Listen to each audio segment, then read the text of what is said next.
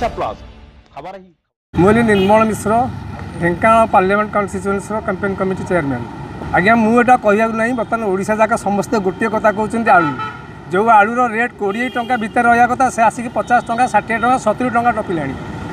बर्तमान से आलू को लेकिन राजनीति ओडिशा रे कि दुखर कथा कह आम ढेंकानाल जिलार से मंत्री होती कृष्ण भाई आम कृष्णचंद्र पात्र से कौन किसी करना 100 दिन विकास कर जोटा कहते बर्तमान मसे होगा किंतु बर्तमान दिन को दिन जमी आलू रेट बढ़ी चली बर्तमान अण रेट होगा सी कंट्रोल करवा मुस्किल बाहर होगा तेणु देखो मंत्री जदि चाहिए सबकि संभव हो पार कारण जदि नरेंद्र नारायण मोदी से राताराति सर्जिकल स्ट्राइक कर कौन मंत्री से लेवल मंत्री अच्छा कौन करें सागे सागे मगेबे 3-4टा स्टेट मगे पारे जो आलू आसीपार देखिए कंट्रोल करेंगे जब कला बेपारी चली कंट्रोल करेंगे किंतु से जब चाहिए ताले किसी हो पार।